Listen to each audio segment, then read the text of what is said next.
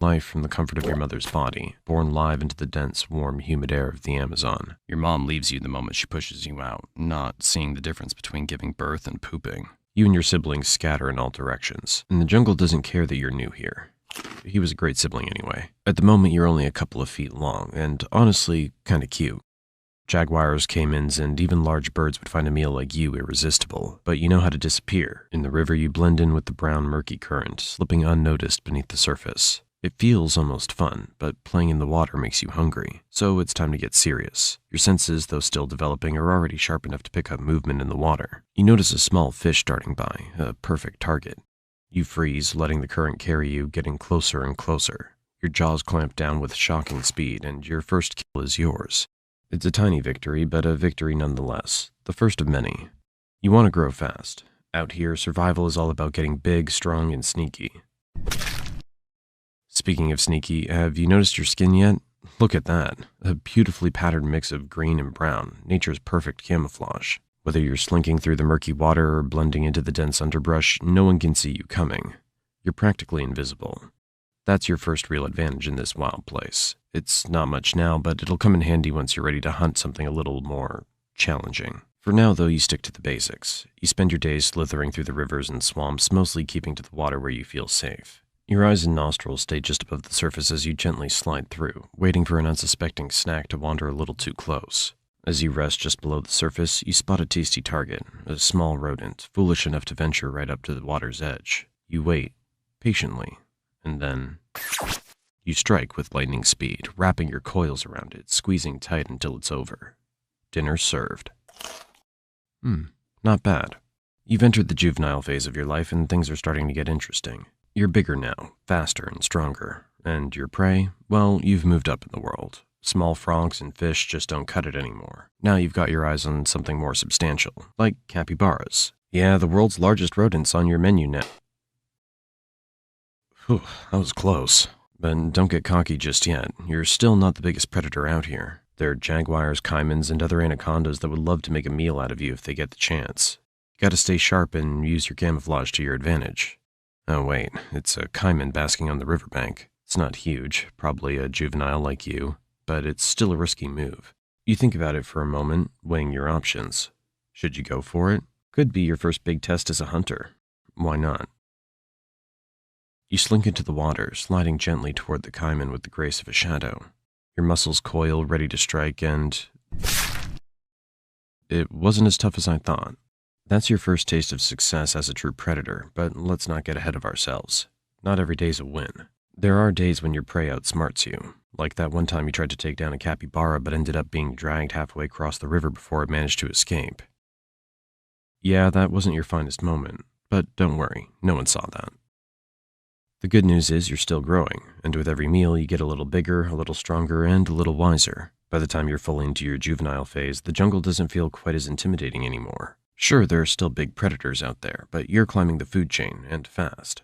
As the months roll by, you become more and more comfortable in your environment. You've perfected the art of hiding in plain sight, waiting for hours, maybe days, or weeks. Finally. A group of capybaras grazing near the water's edge. You sink slowly beneath the surface, your eyes barely visible as you approach. You wait, your muscles tense, and then... What? Where did this jerk pop up from? Do you think he'd mind if you asked for just a small bite to curb your hunger? No, maybe that's not such a good idea. Let's get out of here. You continue to refine your skills, learning more about your environment and your place in it. You've mastered the art of stealth, using your patterned skin to blend seamlessly into the jungle around you. You've developed a keen sense of smell, allowing you to track prey even through the thickest underbrush. And your body? Pure muscle. At this point, you're no longer just a juvenile anaconda. You're approaching adulthood. You've reached a size that commands respect, or at least some healthy fear from most of the creatures in this territory. At over 15 feet long and still growing, you're a true force to be reckoned with. No more small-time snacks for you. You've graduated to bigger prey. And by bigger, we're talking deer, wild pigs, and even the occasional caiman that dares to cross your path. As you grow, the jungle becomes more crowded, and you need a place to call your own. It's time to search for a territory, a safe space where you can hunt, rest, and hunt. You slither through the dense jungle, exploring every corner, crossing rivers, climbing over fallen logs, and navigating the thick underbrush. You need to find a secluded area, somewhere near water, with plenty of prey but far from other predators. After days of searching, you find the perfect spot, a quiet stretch of river hidden beneath a canopy of trees. The perfect territory. You mark the area with your scent, claiming it as your own. This is where you'll live out the next chapter of your life. And speaking of the next chapter, it's time for something new. Mating. It's not just about survival anymore, now it's about passing on your genes. As mating season arrives, you begin to pick up the scent of a potential mate nearby. You follow the trail, slithering through the thick jungle and dense swamp until you find another anaconda, a female. What a beauty.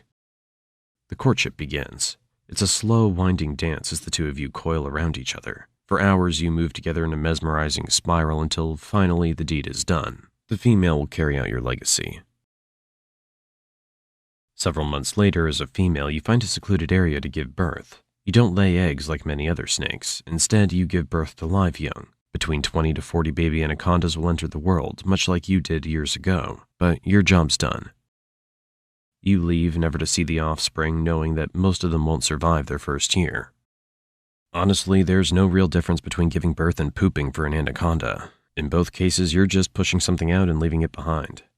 Anyway, let's get back to some fun now. As you grow older and bigger, your body starts to feel the wear and tear of years spent hunting and surviving. You're still strong, there's no doubt about that, but you're not as fast as you once were. The youthful energy that once fueled your every hunt is starting to fade, and you find yourself needing to be a little more strategic with your moves. As you lie submerged in the cool waters of a river, you sense something moving nearby.